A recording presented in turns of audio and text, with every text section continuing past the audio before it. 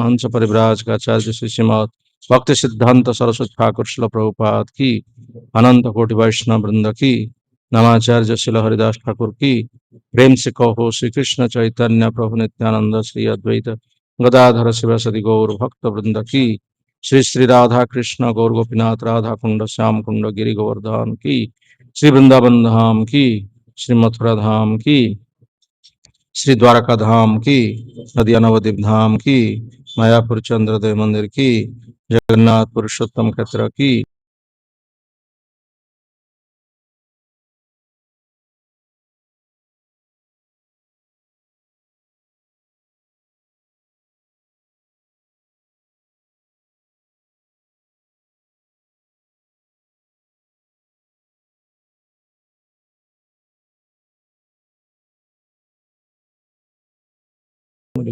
all glory to Shri all glory to Shri Guru and Gauranga, all glory to Srila Prabhupada, all glory to Srila Gurudev की जय। ॐ अज्ञानतिमिरन्धस्य ज्ञानाञ्जनशलाकया चक्षुरुन्मिलितं येन तस्मै श्रीगुरवे नमः। श्रीचैतन्यमनोभीष्टं स्थापितं येन भूतले स्वयं रूप कदा मह्यं ददाति स्वपदान्तिकं। वन्देऽहं श्रीगुरु श्रीयुतपदकमल श्रीगुरु वैष्णवस्य श्रीरूपं साग्रजातं सहगण रघुनाथनितं तं सजीवम् साद्वैतं सावधूतं परिजनसहितं कृष्ण चैतन्यदेवं श्रीराधा कृष्णपदान् सगणललिता श्रीविशाखान्वितश्च।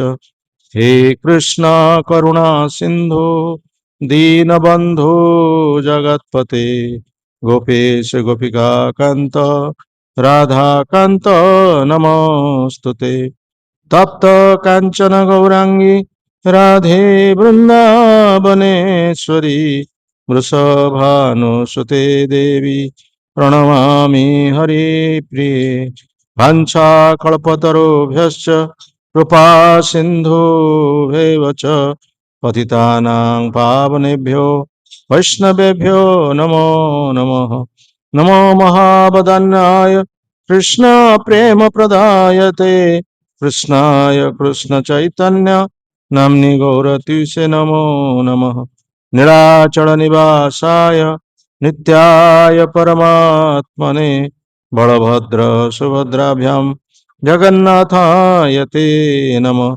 जय श्री कृष्ण चैतन्य प्रभु नित्यानंद श्री अद्वैत गदाधर श्रीवासादि श्री गौर भक्त वृंद।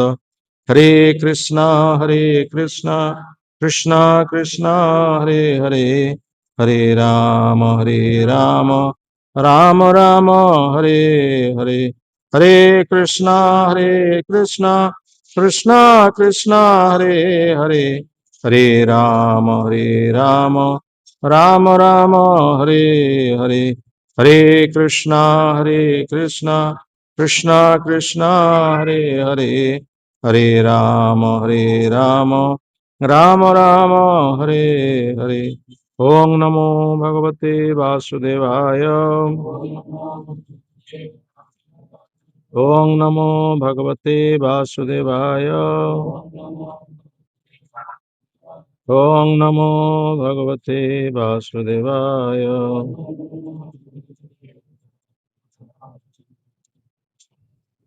श्रीमद्भगवद्गीता पंचदश अध्याय श्लोक 18।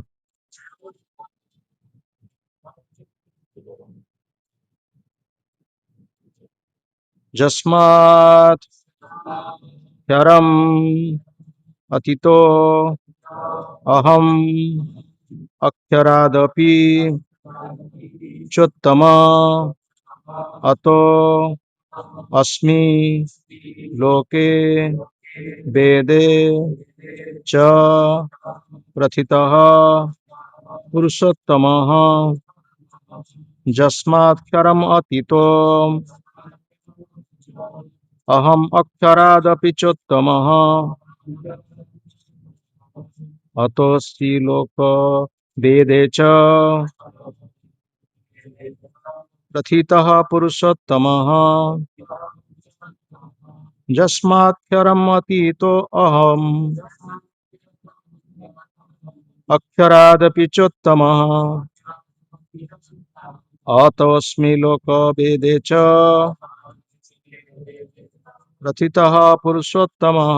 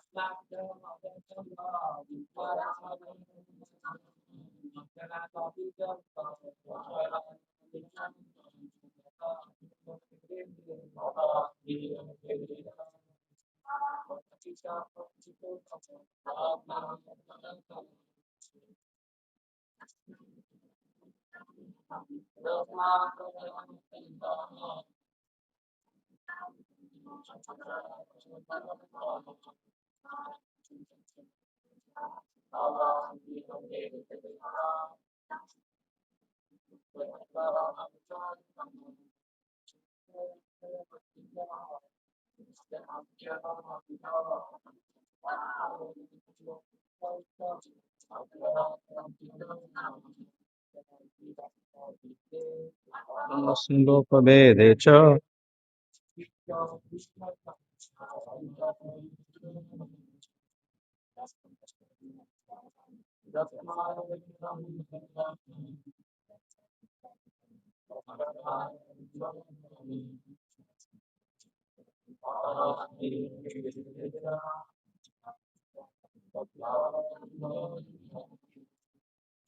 शब्दानुवाद जस्मात् जेणु क्षरम भ्रांत अतीत अतीत अर्थात ऊर्ध्वरे अहम मु अक्षरात अर्थात अभ्रांत ठारु अपि ताठारु उत्तम बा अधिक च एवं उत्तम सर्वोत्तम अतः एणु अस्मि अटे लोके पृथ्वी रे वेद वैदिक साहित्य रे च एवं प्रथित प्रसिद्ध पुरुषोत्तम परम पुरुष बा पुरुषोत्तम हिसाब रे।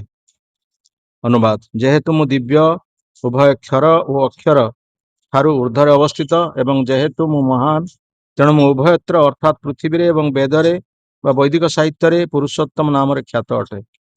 शिल प्रभुपादଙ୍କର भावार्थ बद्ध जीव किंबा मुक्त जीव केही परम पुरुष भगवान श्रीकृष्ण को टपी जाई पारिबे नाही तेणु से पुरुषोत्तम अटंती। वर्तमान एठारे यह अति सुस्पष्ट होईगला जे जीव एवं परम पुरुष भगवान प्रत्येक व्यक्ति अटंती। दुहिंक मध्यरे पार्थक्य होउची बद्धावस्था हेउ किंबा मुक्तावस्था होउ कौनसी अवस्था जीवगण परम पुरुष भगवान को टपी पारिबे नाही अर्थात परिमाण रे भगवान अचिंत्य शक्ति को बळी जाई पारिबे नाही। परमेश्वर को एवं जीवगण को समान बोली भाविबा अर्थात सबु दृष्टि समान बोली भाविबा समान स्तर बोली भाविबा भ्रमात्मक अटे। सेमानकर व्यक्तित्व मध्य बराबर उच्च नीच प्रश्न अछि। एठारे ए उत्तम शब्द विशेष करी अत्यंत अर्थपूर्ण अटे। केही परम पुरुष भगवान को टपी जाई पारिबे नाही। लोके शब्द मध्य अर्थपूर्ण अटे कारण पौरुष नामक एक वैदिक साहित्य रे कहा जायछि लोक्येत वेदार्थो अनन्य अर्थात यही परमेश्वर हृदय स्थित परमात्मा रूप में वेदर उद्देश्य ज्ञापन करिसेंति। एही श्लोक रे वेदरे देखिबा को मिले तावत एष संप्रसाद अस्माच्छरीरात् समुत्थाय परं ज्योति रूपम संपद्य स्वेन रूपेण अभिनिष्पद्यते स उत्तम पुरुष अर्थात परमात्मा शरीर मध्यरु बाहरी निर्विशेष ब्रह्म ज्योति रे प्रवेश करंती तत्परे तांकर दिव्य रूप से अवस्थान करंती से परमात्मा को परम पुरुष कहा जाए। यार अर्थ से परम पुरुष तांकर दिव्य ज्योति को प्रदर्शन करुचंती एवं विकिरण करुचंती ताहा अंतिम ज्योतिर्मय प्रकाश अटे। से परम पुरुषंक मध्य हृदय स्थित एक परमात्मा रूप अछि। से सत्यवादी और पराशरंकर पुत्र रूप रे सत्यवती और पराशरंकर पुत्र रूप रे आविर्भूत होई व्यासदेव रूपे वैदिक ज्ञान को परिस्फुट करिसंती। यस्माक्षरम् अतीतो अहम् अक्षरादपि चोत्तमः अतोऽस्मि लोके वेदे च प्रथित पुरुषोत्तमः। जेहेतु मु दिव्य उभय अक्षर ଓ ଅକ୍ଷର ଭ୍ରାନ୍ତ ଓ ଅଭ୍ରାନ୍ତ ଠାରୁ ଉର୍ଦ୍ଧ୍ୱରେ ଅବସ୍ଥିତ ଏବଂ ଯେହେତୁ ମୁଁ ମହାନ ତେଣୁ ମୁଁ ଉଭୟତ୍ର ଅର୍ଥାତ୍ ପୃଥିବୀରେ ଏବଂ ବେଦରେ ବା ବୈଦିକ ସାହିତ୍ୟରେ ପୁରୁଷୋତ୍ତମ ନାମରେ ଖ୍ୟାତ ଅଟେ।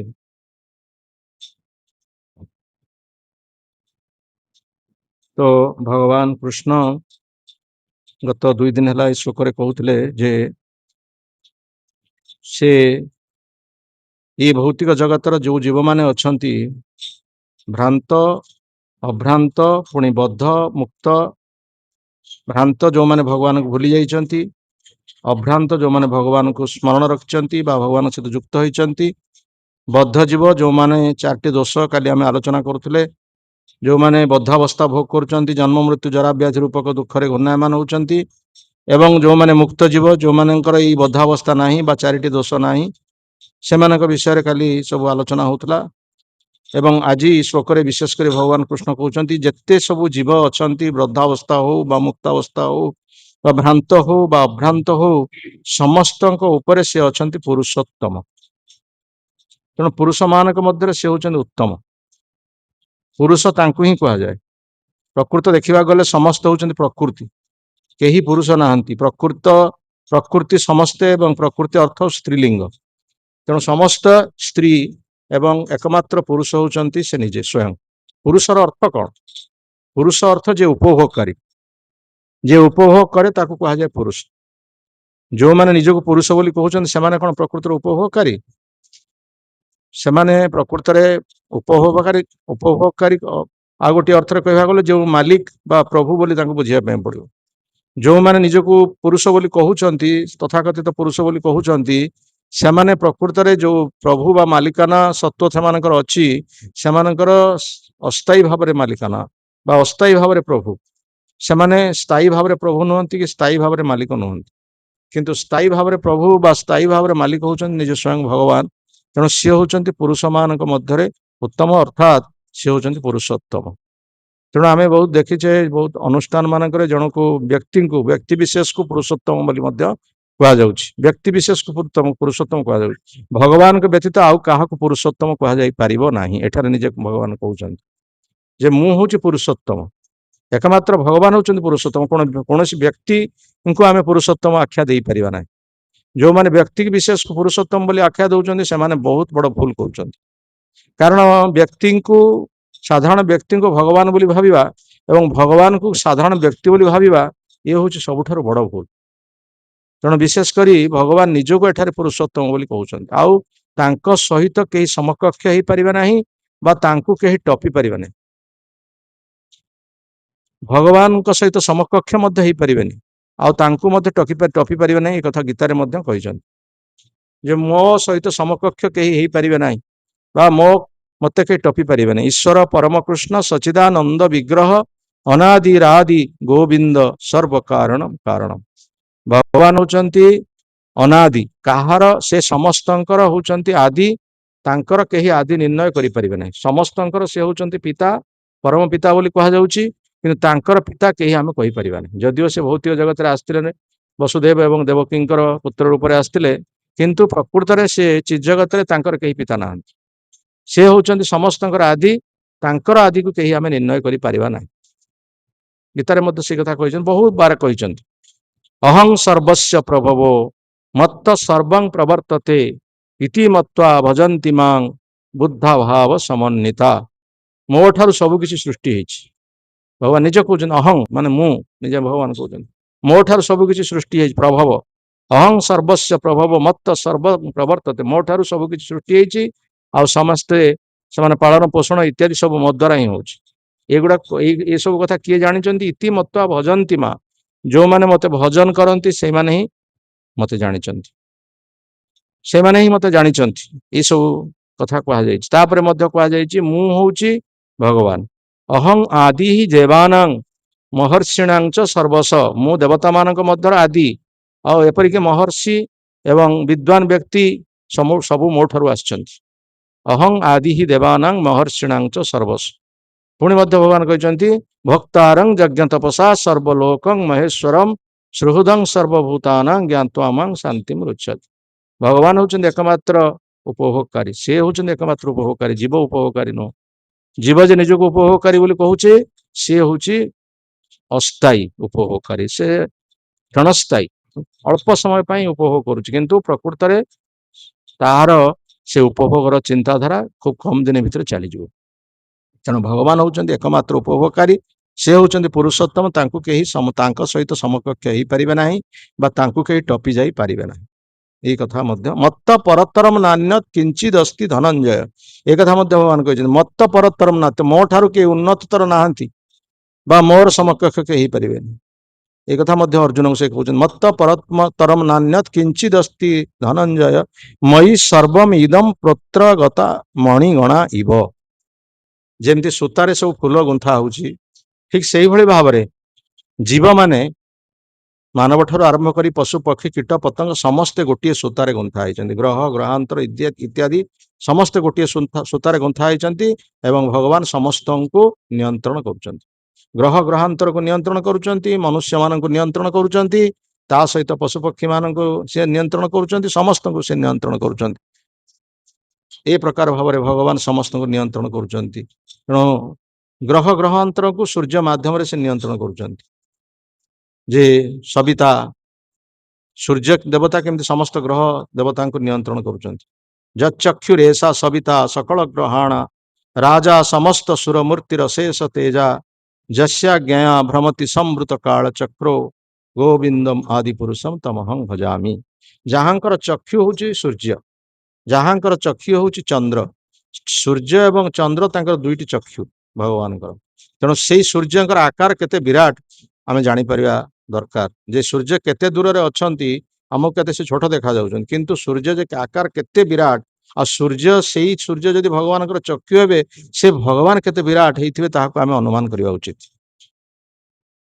तेणु भगवान शरीर केते विराट आमे प्रकृत पक्षे देखिया पई गले आमे जदि अनुमान करिबा जो भगवान कृष्ण ठारू तीन पुरुषावतार आछंती, जो तीन पुरुषावतार आछंती से गोटे होचंती कारणाब्धि साई विष्णु, गर्भोदक साई विष्णु एवं क्षीरोदक साई विष्णु।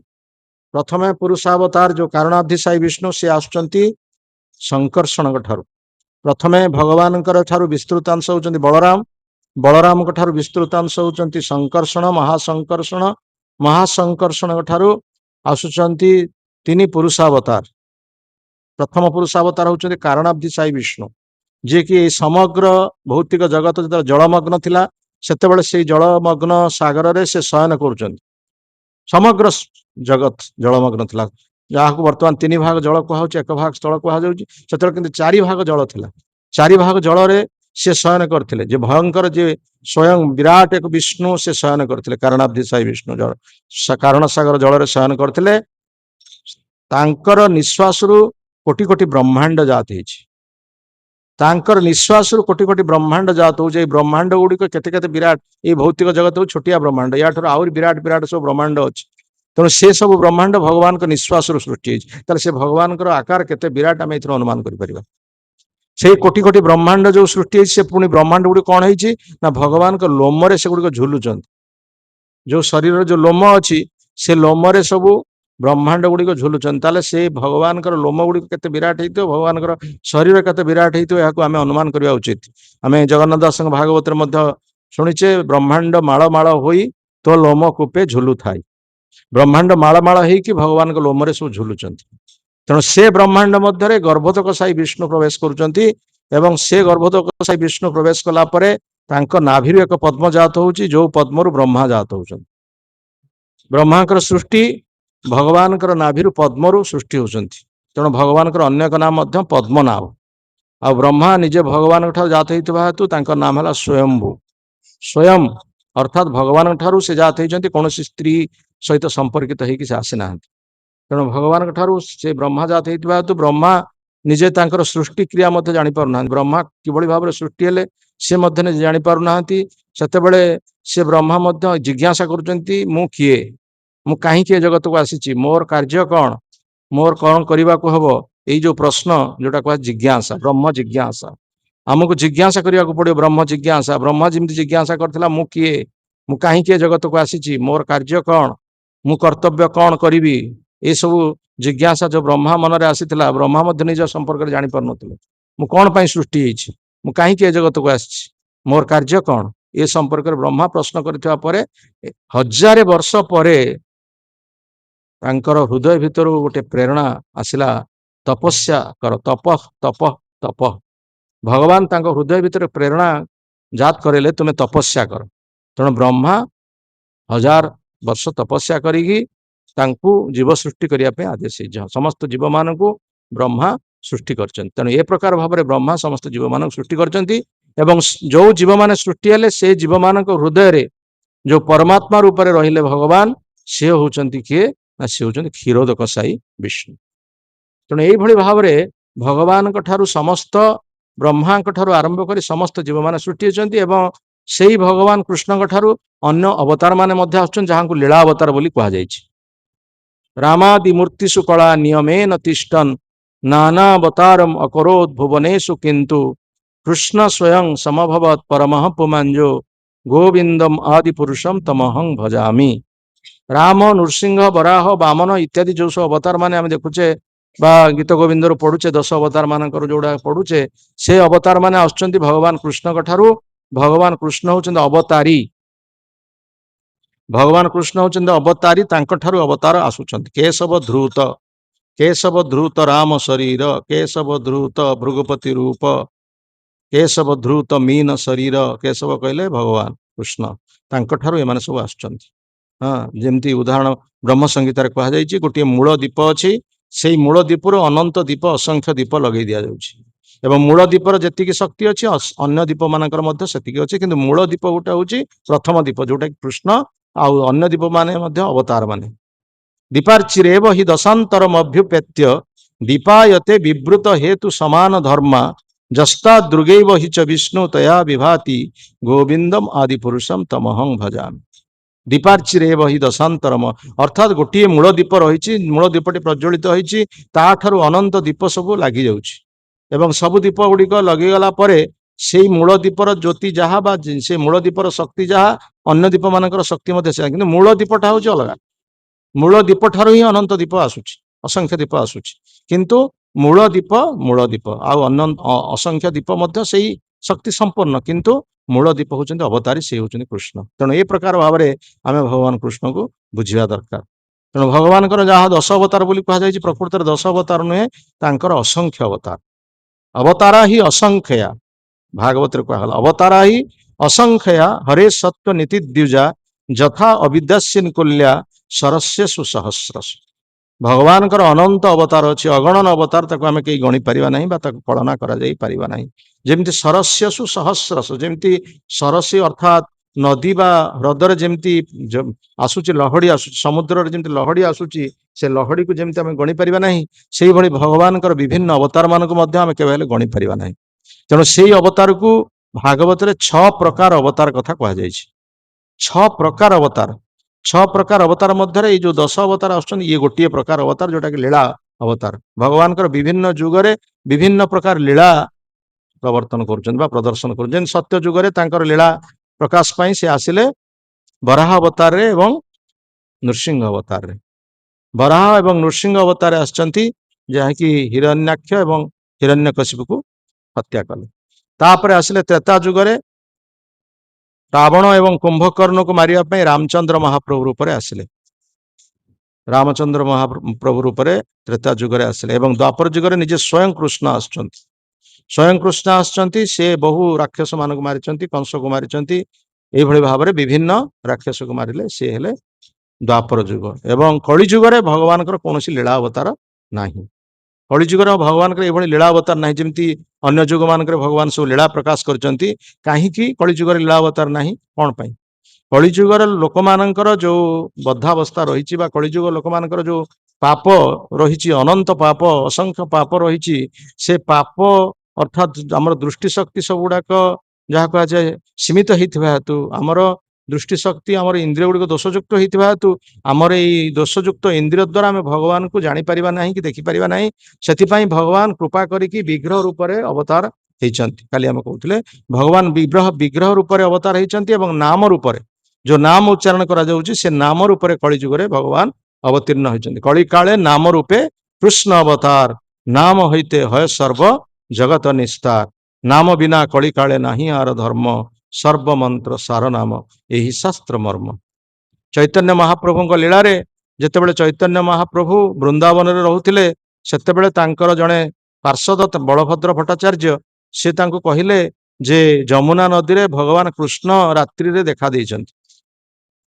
ଏଇ କଳିଯୁଗରେ ଯେତେବେଳେ ମହାପ୍ରଭୁ 500 ବର୍ଷ ତଳେ ଆସିଛନ୍ତି, ତେଣୁ ଯେତେବେଳେ ମହାପ୍ରଭୁ ଚୈତନ୍ୟ ମହାପ୍ରଭୁ ଥିଲେ ବୃନ୍ଦାବନ ନିଜେ ସ୍ୱୟଂ କୃଷ୍ଣ ସେ, କିନ୍ତୁ ନିଜକୁ ସେ ଲୁଚଉଥିଲେ, କାରଣ ନିଜର ଲୀଳା ସେ ପ୍ରକାଶ କରୁନଥିଲେ। ତେଣୁ ସିଏ ଯେତେବେଳେ ଅଛନ୍ତି ନିଜେ ସ୍ୱୟଂ କୃଷ୍ଣ, ତାଙ୍କର ଜଣେ ସାଥୀ ଆସି କହିଲେ ଯେ ବୃନ୍ଦାବନର ଯୋଉ ଯମୁନା ନଦୀରେ ନିଜେ ସ୍ୱୟଂ କୃଷ୍ଣ ରାତି ଅଧରେ ସିଏ କାଳିଅ ନାଗ ଉପରେ ଛିଡା ହେଇକି ନୃତ୍ୟ କରୁଛନ୍ତି। କାଳିଅ ନାଗର ମଣିଟା ଦେଖାଯାଉଛି ଏବଂ ସିଏ ବଂଶୀ ବାଦନ କରୁଛନ୍ତି କୃଷ୍ଣ କାଳିଅ ନାଗ ଉପରେ ଛିଡା ହେଇକି। ବହୁ ଲୋକ ଦେଖିକି ଆସିଲେଣି ଯେ ରାତି ଅଧରେ କାଳିଅ ନାଗ ଉପରେ କୃଷ୍ଣ ଛିଡା ହେଇକି ନୃତ୍ୟ କରୁଛନ୍ତି। ଭଗବାନ ଚୈତନ୍ୟ ମହାପ୍ରଭୁ ସେ ଲୋକକୁ ଯେ ବଳଭଦ୍ର ଭଟ୍ଟାଚାର୍ଯ୍ୟ ଠାଏ କରି ଗୋଟେ ଚାପୁଡା ଦେଲେ, କହିଲେ କୃଷ୍ଣ କେନ ଦିବେ କଳିକାଳେ ଦର୍ଶନ, କୃଷ୍ଣ କେନ ଦର୍ଶନ ଦିବେ କଳିକାଳେ। କୃଷ୍ଣ କଣ କଳିକାଳରେ ଦର୍ଶନ ଦେବେ ଲୋକମାନଙ୍କୁ? କୋଉଠି ଶାସ୍ତ୍ରରେ ଅଛି କଳିଯୁଗରେ କୃଷ୍ଣ ଲୋକମାନଙ୍କୁ ଦର୍ଶନ ଦେବେ ବୋଲି ସ୍ୱଚକ୍ଷୁରେ? ଏଇଟା ଶାସ୍ତ୍ରର ପ୍ରମାଣ ନାହିଁ। ତୁମେ କେମିତି କହୁଛ କୃଷ୍ଣଙ୍କୁ ଦେଖିକି ଆସିଲେ? କହିଲେ ଆଜ୍ଞା ବାର ଲୋକ ସବୁ ଦେଖିକି ଆସିଲେଣି, ଆମେ ଚାଲୁନାହାନ୍ତି ଦେଖିବା। ଠିକ ଅଛି ଚାଲ ଦେଖିବା। ତେଣୁ ନିଜେ ଚୈତନ୍ୟ ମହାପ୍ରଭୁ ସେଇ ବ୍ୟକ୍ତି ସହିତ ଗଲେ। ଦେଖିଲା ବେଳକୁ ସେଠି ଯାଇକି ଦେଖିଲା ବେଳକୁ କଣ ହେଇଛି, ରାତିରେ ସେ ଗୋଟେ ନୌକାରେ ଗୋଟେ ନାବିକ ତାର କଣ କରୁଛି ନା ନୌକାକୁ ଆହୁଲା ମାରୁଛି। ନୌକାଟା ଜଣା ପଡୁଛି କଣ ସାପ ଭଳି ଜଣା ପଡୁଛି। ନୌକାଟା ଗୋଟେ ସାପ, ନାବିକ ହଉଛି କୃଷ୍ଣ ସ୍ୱୟଂ। ଆଉ ଯୋଉ ମଶାଲ ଗୋଟେ ଅଛି ନୌକା ଉପରେ ଗୋଟେ ମଶାଲ ରଖିଛି ବା ଆଲୋକ ରଖିଛି, ସେ ଆଲୋକଟା ହଉଛି ମଣି, ସାପର ମଣି, ସାପ ମୁଣ୍ଡରେ ମଣି ଅଛି। ଆଉ ଯୋଉ ଆହୁଲା ଯୋଉ ନାବିକ ଯୋଉ ମାରୁଛି ବାଉଁଶ ଧରା, ସେଟା ହଉଛି ବଂଶୀ। ତେଣୁ ନାବିକ ହେଲେ କୃଷ୍ଣ, ଆହୁଲା ହେଲା ବଂଶୀ, ମଶାଲ ହେଲା ମଣି, ଆଉ ନୌକା ହେଲା ସର୍ପ। ତେଣୁ ଚୈତନ୍ୟ ମହାପ୍ରଭୁ କହିଲେ ଏଇ ପରା ତମର କୃଷ୍ଣ, ଏଇ କୃଷ୍ଣକୁ ତମେ ଦେଖାଉଥିଲ ମତେ ଆଣି, ଏହା କହୁଛ ତମେ କୃଷ୍ଣ? ବିଚାରା ହତଭାଗ୍ୟ, ତୁମେ କଣ ଜାଣିବ କୃଷ୍ଣ, କଣ ଜାଣିବ ତୁମେ? କୃଷ୍ଣ କୋଉଠି ତମକୁ ଦର୍ଶନ ଦେବେ? ବହୁତ ବ୍ୟକ୍ତି କହନ୍ତି ଆମେ ହଠାତ୍ ସାକ୍ଷାତ କୃଷ୍ଣଙ୍କୁ ଦର୍ଶନ କଲୁ, ସାକ୍ଷାତ ଜଗନ୍ନାଥଙ୍କୁ ଦର୍ଶନ କରୁଛୁ। ଆରେ ନିଜେ ଚୈତନ୍ୟ ମହାପ୍ରଭୁ କଣ କହୁଛନ୍ତି? ମୁଁ ଏତେ ହତଭାଗ୍ୟ, ମୁଁ ସମସ୍ତେ କୃଷ୍ଣଙ୍କୁ ଦର୍ଶନ କରୁଛନ୍ତି କିନ୍ତୁ ମୁଁ ଟିକେ ଦର୍ଶନ ତାଙ୍କୁ କରିପାରୁନାହିଁ। ନିଜେ ସ୍ୱୟଂ ଭଗବାନ କୃଷ୍ଣ କହୁଛନ୍ତି। ଇଏ ହଉଛି ବହୁତ ଉନ୍ନତତର ଅବସ୍ଥା। ଯୋଉମାନେ ପ୍ରକୃତରେ ଭଗବାନଙ୍କୁ ପାଇଛନ୍ତି ସେମାନେ କେବେ ହେଲେ କହନ୍ତି ନାହିଁ ଯେ ଆମେ ଭଗବାନଙ୍କୁ ଦର୍ଶନ କଲୁ ବା ଭଗବାନଙ୍କୁ ଆମେ ପାଇଗଲୁ। ସବୁବେଳେ କୁହନ୍ତି ଆମେ ଭଗବାନଙ୍କୁ ଟିକେ ଦର୍ଶନ କରିପାରୁନୁ କିମ୍ବା ଭଗବାନଙ୍କର ସଙ୍ଗ ଲାଭ ଆମେ କରିପାରୁନୁ। ଯୁଗାଇତଂ ନିମିଷେଣ ଚକ୍ଷୁଷା ପ୍ରାବୃଷାଇତଂ ଶୂନ୍ୟାଇତଂ ଜଗତ୍ ସର୍ବମ୍ ଗୋବିନ୍ଦ ବିରହେ ନମେ।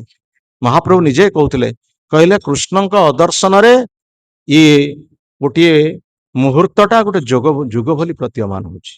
କୃଷ୍ଣଙ୍କର ଅଦର୍ଶନ, କୃଷ୍ଣଙ୍କୁ ଯେତେବେଳେ ମୁଁ ଦର୍ଶନ ନ କରିପାରୁଛି ସେତେବେଳେ ଗୋଟେ ମୁହୂର୍ତ୍ତ ମତେ ଯୁଗ ବୋଲି ପ୍ରତୀୟମାନ। କୃଷ୍ଣଙ୍କୁ ସେ ଦର୍ଶନ କରି ନିଜେ କୃଷ୍ଣ ସେ କହୁଛନ୍ତି ମୁଁ କୃଷ୍ଣଙ୍କୁ ଦର୍ଶନ କରିପାରୁନି।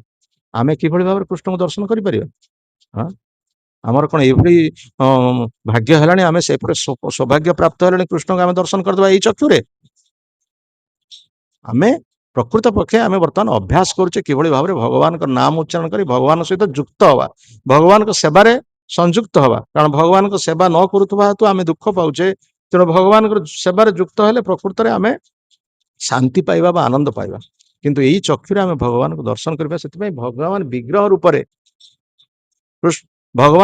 ରୂପରେ ସେ ଆମମାନଙ୍କୁ ଦର୍ଶନ ଦଉଛନ୍ତି। ଏଇ ଚୈତନ୍ୟ ଚରିତାମୃତରେ ମଧ୍ୟ କୁହାଯାଇଛି ଯେ ପ୍ରତିମା ନହ ତୁମି ସାକ୍ଷାତ ବ୍ରଜେନ୍ଦ୍ର ନନ୍ଦନ ବିପ୍ର ଲାଗି କର ତୁମି ଅକାର୍ଯ୍ୟ କାରଣ। ସେ ସାଧାରଣ ପ୍ରତିମା ନୁହନ୍ତି, ସେ ସାକ୍ଷାତ ବ୍ରଜେନ୍ଦ୍ର ନନ୍ଦନ। ଚୈତନ୍ୟ ମହାପ୍ରଭୁ ଜଗନ୍ନାଥଙ୍କୁ ଦେଖିଲେ ବ୍ରଜେନ୍ଦ୍ର ନନ୍ଦ ତାଙ୍କର ସ୍ୱୟଂ ସ୍ୱାମୀ ପ୍ରାଣକାନ୍ତ ରୂପରେ ଦେଖିଲେ। ତେଣୁ ଯିଏ ସୌଭାଗ୍ୟବାନ ବ୍ୟକ୍ତି ସିଏ କୃଷ୍ଣଙ୍କ ସହିତ ଦର୍ଶନ କରିବେ ଏବଂ ସିଏ କୃଷ୍ଣଙ୍କ ସହିତ କଥାବାର୍ତ୍ତା। ସାଧାରଣ ଲୋକ ଆମେ ଦେଖିପାରିବାନି, ଆମର ସେ ସୌଭାଗ୍ୟ ନାହିଁ। ତେଣୁ ସେଇ ପ୍ରକାର ଭାବରେ ଚୈତନ୍ୟ ମହାପ୍ରଭୁ ମଧ୍ୟ ତାଙ୍କୁ କହିଲେ ଆରେ କୃଷ୍ଣ କଣ ଦର୍ଶନ କଳିକାଳ ଦେଇଦେବେ ଲୋକମାନଙ୍କୁ? ନା, ସେ ଦେଇପାରିବେନି। ସେଥିପାଇଁ ତ ସାର୍ବଭୌମ ଭଟ୍ଟାଚାର୍ଯ୍ୟ କହୁଥିଲେ ଚୈତନ୍ୟ ମହାପ୍ରଭୁଙ୍କୁ ସେ ଭଗବାନ ନୁହନ୍ତି ବୋଲି। ତାଙ୍କୁ ଯେତେ ଶାସ୍ତ୍ର ପ୍ରମାଣ ମଧ୍ୟ କହିଲେ ମଧ୍ୟ ସେ କହିଲେ ଆରେ କୃଷ୍ଣଙ୍କର ତ କୌଣସି ଅବତାର ନାହିଁ କଳିକାଳରେ, ତୁମେ କେମିତି କହୁଛ ଯେ ଚୈତନ୍ୟ ହଉଛନ୍ତି ଭଗବାନ ବୋଲି? କିନ୍ତୁ ଗୋପୀନାଥ ଆଚାର୍ଯ୍ୟ ତାଙ୍କର ଭିଣେଇ ତାଙ୍କୁ କହିଲେ ସିନା କୃଷ୍ଣଙ୍କର କୌଣସି ଲୀଳା ଅବତାର ନାହିଁ, କୃଷ୍ଣଙ୍କର ଯୁଗାବତାର ତ ଅଛି। କଳିଯୁଗରେ କୃଷ୍ଣଙ୍କର ଯୁଗାବତାର ଅଛି। ଯୁଗାବତାର ଅର୍ଥ ଯୁଗ ଧର୍ମ ପ୍ରଚାର କରିବା ପାଇଁ ଆସିଛନ୍ତି, ହରିନାମ ସଂକୀର୍ତ୍ତନ ପ୍ରଚାର କରିବା ପାଇଁ। ସେ ହଉଛନ୍ତି ଚୈତନ୍ୟ ମହାପ୍ରଭୁ। ଶ୍ରୀମଦ୍ ଭାଗବତମରେ गर्ग संहितारे, गरुड़ पुराण रे, बृहत नारदीय पुराण रे, केते पुराण रे वर्णना रही जे चैतन्य महाप्रभु होचंती भगवान। तुमे केमि तांको विश्वास करि पारन? भागवत रे कहा जायछि कृष्ण वर्ण तिसा कृष्ण सांग पांगास्त्र पार्षदम यज्ञ संकीर्तन प्राय जजंती ही सुमेधस। केवल गोटे भागवत गोटे स्थान नुहे बहु स्थान में प्रहलाद महाराज नृसिंहदेव कहते कहले आपण प्रकृत पक्षे केतेबेले कौ रूप कौ अवतार आसती आपण को जना केतेबेले आसुचंती आपण नर रूप केतेबेले आपण पशु रूप आसुचंती बराह अवतार आसते पशु रूप केतेबेले आपण नर सिंह रूप आसुचंती केतेबेले आपण मत्स्य रूप आसुचंती आउ केतेबेले आपण वामन रूप आसुचंती आउ छन्न अवतार रे कलिजुग रे आसुचंती आपण छद्मवेश रूप आप चैतन्य महाप्रभु भागवत वर्णना अच्छी आप आसवे कलिजुग छन्न अवतार रे छन्न अवतार मान लुकायित अवस्था निजे स्वयं भगवान निजक लुचेई रखिए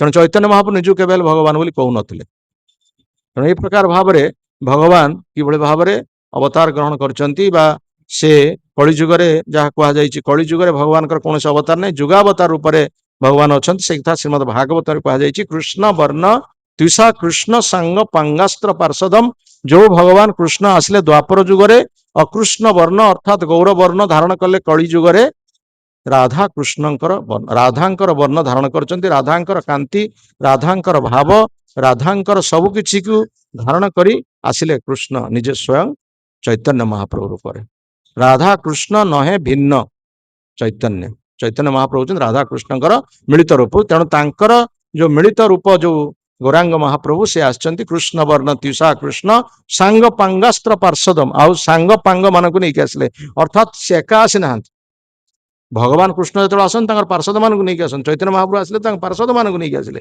किए आसिले नित्यानंद प्रभु आसचंती अद्वैत प्रभु आसचंती श्रीवास पंडित आसचंती गदाधर पंडित आसचंती एमाने समस्त सहित आसिले सांग पांगास्त्र पार्षदम सांग पांग मान को नहीं आसिले एवं ता सहित कहला अस्त्र महाप्रभुंकर अस्त्र कौन से कौन खंडा धरिकी तरवार धरिकी युद्ध करते कौन कौन धरिकी युद्ध करते अस्त्र हूँ शास्त्र संकीर्तन हूँ अस्त्र शस्त्र हूँ शास्त्र शस्त्र हूँ शास्त्र संकीर्तन हूँ अस्त्र तापर कहला यज्ञ संकीर्तन प्राय जे संकीर्तन यज्ञ को आरंभ कले किए संकीर्तन यज्ञ कलि जुग आरंभ कर स्वयं चैतन्य तेणु सी भगवान नुहत किए आउ जो माने बुद्धिमान जजंती ही सुमेधस जो माने बुद्धिमान व्यक्ति से आराधना करती किंतु चैतन्य महाप्रभुंकर जो माने आराधना करती बा संकीर्तन जो माने करूचंती लोक माने तां कहउचंती एमाने सब होचंती पागल रास्तार लोक माने कहउचंती जो माने संकीर्तन करूचंती से माने कहउचंती पागल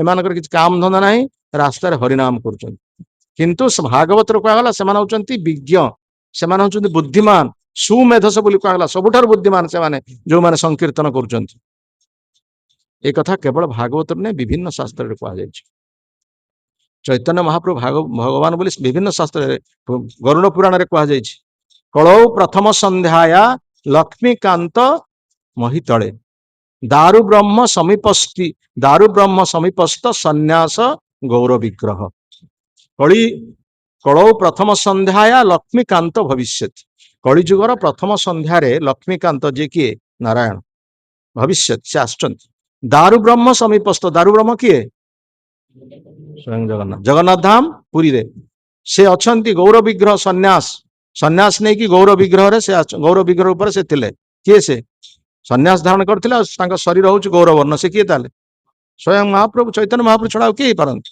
ये कथा से कथा मन महाभारत रे कहगला सुवर्ण वर्ण हेमांग वरंग चंदना गदी सन्यास कृच्छ्रम शांत निष्ठा शांति परायण सुवर्ण वर्ण सुनार वर्ण जार हेमांग वरांग जे कि निज शरीर रे चंदन लेपन करुचंती चंदन चर्चित नील कलेवर पीत वसन वनमाड़ी जे शरीर रे चंदन लेपन करुचंती सुवर्ण वर्ण हेमांग वरांग चंदनांगदी सन्यास ग्रहण करचंती से निजे सन्यास ग्रहण कले महाप्रभु कृच्छ्रम शांत निष्ठा पूर्वक सन्यास धर्म को पालन करुचंती से होचंती चैतन्य तेणु एते सब शास्त्र रे चैतन्य महाप्रभु को भगवान बोली कहा जाउची तुमे ताको भगवान बोली कहि पारुना तुमे ताको भगवान बोली ग्रहण करना आउ तुमे प्रकृत पक्षे तुम प्रति भगवान कृपा नहीं ईश्वर कृपालेश होई आछे जारे से ही से ईश्वर तत्व जानिबारे पारे जहां प्रति ईश्वरंकर कृपा रहिबो से ही प्रभु को जानिबो। बिना ईश्वरंकर कृपारे तुम भगवान को जानी पारिबो नाही। ए कथा मध्य ब्रह्मा जी ब्रह्मा विमोहन होता जो भगवान को ब्रह्मा परीक्षा करते से कथा को ब्रह्मा निजे कहते। प्रकृत पक्षे आपण को जाना एत सहज नुह। मु तो निजे जापारे आने मैंने कौन जानवे। बहुत ब्रह्मांकर स्तुति रही। ब्रह्म स्तुति कर दशम स्कंद भागवत ब्रह्मांकर बहुत स्तुति रही। ज्ञान प्रयास्य उदपास्य नमंत एव जीवंत सम्मुखरतां भवदीय वार्ता स्थाने स्थिता श्रुतिगतां तनुबांग मनोभि ते प्रायेषु अपि अजित जीत स्तैस्त्रिलोक्यांग। मते आपण वेद ज्ञान देइथिले मु चतुर् वेदर ज्ञान माने चतुर्वेदर मु होछि ज्ञानी। ब्रह्मांकर चतुर्मुख चारि वेद को से आयत्त करछन्ति। भगवान तांको प्रथम ज्ञान देइछन्ति। ब्रह्मा को वेद ज्ञान प्रथम से देले किंतु सेही ज्ञान बल रे भगवान को जानि पारलेनी ब्रह्मा। से कथा कहउछन निजर जो ज्ञान प्रयास मु जो ज्ञानी बोली निजको भाबुथिली मो ज्ञान बल रे मु आपन को जानिबी प्रकृति रे ज्ञान बल रे आपन को जानिबा संभव नु। तेणु से ज्ञानर प्रयास को त्याग करिया पे पड़े। तो किमिति आमे जानिबा ज्ञान प्रयास उदपास नमंत एव तांको जानिबा पे हेले तांको निकटरे शरणागत होबा पे पड़े। तांको निकटरे हमको आश्रित होबा पे पड़े। जीवंती सम्मुखरतां भवदीय वार्ता आ तांकर कथा को हमको सुनिया पे पड़े। शुद्ध भक्त मानक ठारू साधु मानक ठारू तांक कथा सुनिया पे पड़े। जो माने सेमानकर कथा शुणुचंती भगवानकर कथा शुणुचंती से माने प्रकृत पक्ष आउ ता सहित काय मन वाक्य तनु बांग मन। तनु कहले शरीर बांग कहले वाक्य मन ये तीनिटा द्वारा जे भगवान सेवा करुछन तनु बांग मनो भी ते प्रायेषु अपि अजित जीत स्त्रीलक्षा। से माने ही प्रकृत पक्षे यही तीन लोक स्वर्ग मर्त्य पाताल रे अजित जीत। अजित कहले जहां को कहीं जय करि परिबे नै भगवान कहीं जय करि परिबे नै। भगवान समस्त को जय से शक्तिशाली तांको किए पराजित करि परिबो किंतु भक्त तांको पराजित करिवो जदि तुमे तांको कथा सुनिबो आउ शरीर मन वाक्य तांकर सेवा करिवो शुद्ध भक्त मानकर पाखरु सुनिबो ताहले तुमे सेही अजित भगवान को तुमे मध्य जय करि पारिबो। ए कथा ब्रह्मा मध्य कहउछन। केते स्तुति भगवान कहिसंती नै ब्रह्मा केते कहिसंती स्तुति भगवान को। तापर मध्य बहुत कथा कहिसंती जे बहुत सुंदर सुंदर श्लोक से कहिसंती माने पडिनो मोर श्लोक गोटे श्लोक माने पड़ला आ गोटे श्लोक बहुत श्लोक रही से भली भाव में ब्रह्मा भगवान को स्तुति कर। तेणु ब्रह्मा जिते जानी पारु ना भगवान शिवजी मत जानी पारे नहीं जो भगवान मोहिनी रूप धारण कले भगवान जिते शिव को देखा मोहिनी रूप धारण कले शिवजी मत जानी पारे चिन्ह पारे जन सुंदरी स्त्री बोली भाविक आलिंगन करुँच। ब्रह्मा शिव जहाँ को जानी पारु ना आमे कौन भगवान को जानीपर। हाँ तेणु से एठारे भगवान कहले मु पुरुष मान मध्य उत्तम मु समस्त जो भ्रांत अभ्रांत अछंती बद्ध जीव मुक्त जीव अछंती से समस्त जीव एपरिक देवता माने तांको ठारू गंधर्व रक्ष किन्नर ए समस्त ठारू मु होची सर्वोत्तम मु होची पुरुष उत्तम। तेणु मु प्रकृत पक्षे मु होची नियंत्रणकारी मु होची उपभोगकारी आ मु होची समस्तंकर मंगलाकांक्षी बंधु। गीतार प्रति छत्रे छत्रे से प्रमाण देइचंती। अह से कहिचंती गतिर भर्ता प्रभु साक्षी निवास शरणं श्रुहुत प्रभव प्रलय स्थानम निधानम बीजम अव्ययम। ये कथा मध्य गीतारे कहली भगवान सी कहउचंती मु होची समस्त जीवन लक्ष्य। आम जीवन लक्ष्य कौन आमे माने प्रकृति रे केही जानि ना। आम जीवन प्रकृत लक्ष्य कौन केते जण लोक जानिचंती। पिला मानक पचारले से कहउचंती छोट पिला माने कहबे जंग पचारले कहबे I want to be engineer, I want to be a doctor, I want to be a police officer, I want to be a political freedom fighter। ए प्रकार भाव लोक मैंने कहूँ बर्तमान पिला मानक पचारे से कथा कहे किंतु कहीं जड़े भगवान भक्त हाँपाई कही कहे I want to be devotee of supreme lord. कहीं चाहती भगवान भक्त हाँपाई कहीं भगवान सेवक हाँपाई चाहे कौन पिता निज पुत्र को भगवान सेवा करने छाड़ी पारे से पुत्र पत्र अकर्मण्य हो से घरे रहिबो भगवान सेवा से करें से माड़ खाइब माड़ दब बाप माँ को किंतु भगवान सेवा को छाड़ी पार भगवान सेवा को छड़ा जा पार। यही प्रकार शिक्षा आमर तेणु जीवन लक्ष्य जो प्रकृत में भगवान एक कथा जन जानी एक कथा प्रहलाद महाराज पिता हिरण्यकशिपु कहते नते विदुं स्वार्थ गति ही विष्णु दुराशया जे बहिरर्थ मानिन अंध जथांधे उपनीयमाना न ते अपि स्वतंत्र उरुदाम निबद्धा।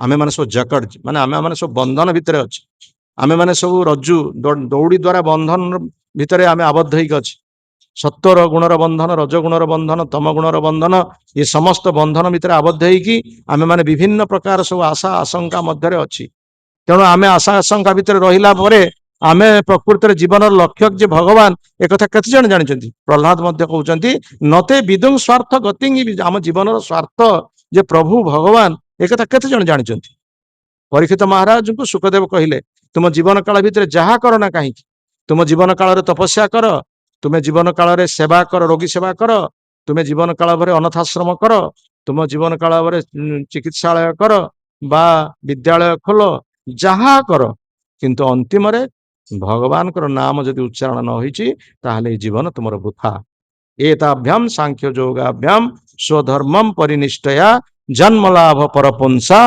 अंते नारायण स्मृति जीवन काल भितर तुम जहा कले मध्य यदि अंतिम समय भगवान नाम उच्चारण न हो ताले ये जीवन वृथा बोली परीक्षित महाराज को सुखदेव गोस्वामी कहले तेणु से कहुई आम जीवन लक्ष्य जे प्रभु से कथा को लोक जानी ना जो लोक मैंने विभिन्न प्रकार टेंशन विभिन्न प्रकार उत्कंठा विभिन्न प्रकार आशा आकांक्षा ये सब भितर आमे माने जकड़ जाइए केते सही चिंता करी करी मरी जाउछन्ति केते जण आत्महत्या करूछन्ति पागल हो जाउछन्ति पागल कଳି कजिया करूछन्ति ये सब केवल होउछन्ति भगवान को भूलिथिबा जीवन लक्ष्य को भगवान को भूलिथिबा प्रथम कहले भगवान कहउछन्ति मो जीवन लक्ष्य गति तापर कहउछन्ति भर्ता भर्ता माने मेंटेनेंस से होउछन्ति हमर मेंटेनर मेंटेनर अर्थ से हमर पालन करूछन्ति से मनुष्य को केवल जे पालन करूछन्ति ता नुहे गोटे हाथी मध्य एते विराट जीव केते हाथी मध्य तांको भगवान खाद्य दउछन्ति पिंपुड़ी को खाद्य दउछन्ति झिटिपिटी की खाद्य दउछन्ति विष्टारे जे कृमि अछि ताकू मध्य भगवान खाद्य दउछन्ति समस्त जीव को से खाद्य प्रदान करूछन्ति तेणु सी होउछन्ति भर्ता सी होउछन्ति मेंटेनर सी आमर पालन पोषणकारी आम परिवार आम सदस्य मानक आम मेंटेन करि पारुनु नित्य नित्यानाम चेतन चेतनानाम एक बहुनांग जो विदधाति कामान जड़े व्यक्ति से समग्र कोटि कोटि जीव मानक से पालन पोषण करुछन्ति से होउछन्ति सेति पई भर्ता भगवान जे कहले मु होउछि भर्ता मु होउछि तमर पालन पोषणकारी तापरे कहउछन्ति गतिर भर्ता प्रभु से होउछन्ति प्रकृतिर मालिक के प्रकृतिर मालिक ए जगतर मालिक के समस्त आमे सब दी दिनिया मालिक आमे सब अस्थायी मालिक आमे परिवार रे हो बा संस्था रे हो आमे अस्थायी भाव मालिक हेछि आम पर पर पुणी आउ के जण मालिक होइके आसीबो परिवार रे मध्य जे मुख्य होइछि से आउ किछ दिन गला पर बुढ़ा गेला पर ता पुओ मालिक हो चाकरी रे जे हेड ऑफ द डिपार्टमेंट रे अछंती बा सबठार उच्च पोस्ट रे अछंती रिटायर्ड पर ताको के गोटे पैसा रे पचारिबेनी पेंशन पाइबा मध्य ता पई कष्ट कर हिजो तार जे तळे थिबो जूनियर थिबो सी हबो हेड ऑफ द डिपार्टमेंट आसी तेणु सी मुख्य हला सी मध्य जते रिटायर्ड करियो ताको पचारिबे सेमते आमे ई जगतर सब दी दिनिया मालिक ये सब अस्थायी मालिक प्रकृतिर मालिक होउछन्ति से भगवान निजे कहउछन्ति मु एकमात्र मालिक मु एकमात्र नियंत्रणकारी मो व्यतीत आउ के नियंत्रणकारी नाहंति मु होउछि पुरुषोत्तम भक्तारं यज्ञ तपसा सर्वलोक महेश्वरम केवल आमर मालिक नुहंति से देवता मानकर मध्य मालिक परमेश्वर से नियंत्रणकारी समस्तंकर नियंत्रणकारी गति भर्ता प्रभु साक्षी साक्षी माने आम हृदय भितर से परमात्मा रूप अछंति नाहंति परमात्मा रूप ना दुईटी पक्षी अछंति गोटे होछि जीवात्मा आ गोटे होछि परमात्मा दुई पक्षी अछंति गोटे वृक्ष रे जीवात्मा चाहूछि भौतिक जगतर फल को उपभोग करिया पई परमात्मा रूपक पक्षी ताको बारण करूछन्ति अरे से भौतिक जगतर फल को खाना असुविधार पड़िबो किंतु ताको आमे मानना परमात्मा रूपक पक्षीर निर्देश को आमे मानना से परमात्मा रूप साक्षी रूप अछंति हमर समस्त कार्य को से निरीक्षण करूछन्ति एवं से कार्यर विवरणी से पठै दउछन्ति परमात्मा रूप जे साक्षी अछंति ता सहित आउर साक्षी अछंति किए ना ई 10 दिगपाल अछंति चतुर्दिग हमर साक्षी भूमि साक्षी आकाश साक्षी आलोक साक्षी वायु साक्षी अग्नि साक्षी ये समस्ते होउछन्ति हमर साक्षी आमे कोन करूचे हमर प्रत्येक दिनर कार्य कोन आमे निजे निजो को लुचै पारू किंतु ये समस्त साक्षी माने सेमान लुचैबे सेमाने जाई कि हमर समस्त कार्य को प्रकाश करिवे जाई कि जमराज पाकर जदि आमे पाप करिथु तेणु से भगवान हमर साक्षी रूप अछंति गतिर भर्ता प्रभु साक्षी निवास आमे प्रकृत पक्षे भगवान दत्त स्थान रे ही बास करूछु ये भूमि तांकर प्रदत्त वस्तु ये तांकर वस्तु भूमिटा तांकर भूमिर आप अनल वायु खंग मन बुद्धि एवच अहंकार इतियमे भिन्ना प्रकृति अष्टदा प्रथम कहला भूमि भूमि कहार से होउछि तांकर आप आप कहले जल जलटा कहार ତାଙ୍କର। ଏଇ ସାଗରର ଅମାପ ଜଳ ରାଶି ତାଙ୍କର। ଭୂମିର ଆପ ଅନଳ, ଅଗ୍ନିଟା କାହାର? ତାଙ୍କର। ଭୂମି ଆପ ଅନଳ ବାୟୁ, ନିଶ୍ୱାସ ପ୍ରଶ୍ୱାସ ଯେ ବାୟୁ ଗ୍ରହଣ କରୁଛେ ସିଏ ମଧ୍ୟ ତାଙ୍କର। ଇଏ ହଉଛି ଭଗବାନଙ୍କ ନିଚତର ଶକ୍ତି। ଭୂମି ଆପ ଅନଳ ବାୟୁ ଖଂ କହିଲେ ଆକାଶ, ଏ ଆକାଶ ମଧ୍ୟ ତାଙ୍କର। ଏ ସବୁ ହଉଛି ତାଙ୍କର। ତେଣୁ ତାଙ୍କର ବସ୍ତୁକୁ ଆମେ ବ୍ୟବହାର କରୁଛୁ। ଆଉ କହିବା ଯେ ଭଗବାନଙ୍କର ଏ ଜଗତରେ କିଛି କରିବାର ନାହିଁ, ଭଗବାନ ଏଠି ନାହାନ୍ତି, ଏଗୁଡା ଯିଏ କହୁଛନ୍ତି ଏଗୁଡା ହଉଛନ୍ତି ଅଜ୍ଞ ଏବଂ ମୂର୍ଖ, ଯାହା କୁହାଯାଏ ରାସ୍କେଲ। ସେମାନେ ନିର୍ବୋଧ, ସେମାନଙ୍କୁ ଜୋତାରେ ପିଟିବା ଉଚିତ। ପ୍ରଭୁପାଦ ମହାରାଜ କହନ୍ତି ଦୋଜ rascal should be beaten Bai shoes. ସେମାନଙ୍କୁ ଜୋତାରେ ରାସ୍ତାରେ ବିଚ୍ ବଜାରରେ ପିଟିବା ଉଚିତ। ଯୋଉମାନେ ଭଗବାନଙ୍କୁ ବିଶ୍ୱାସ କରୁନାହାନ୍ତି, ଯୋଉମାନେ ଭଗବାନଙ୍କୁ ସାଧାରଣ ମାନବ ବୋଲି କହୁଛନ୍ତି ଏବଂ ସାଧାରଣ ମାନବକୁ ଯୋଉମାନେ ଭଗବାନ ବୋଲି କହୁଛନ୍ତି, they should be beaten by the shoes. ତାଙ୍କୁ ରାସ୍ତାରେ ଜୋତାରେ ପ୍ରହାର କରିବା ଉଚିତ।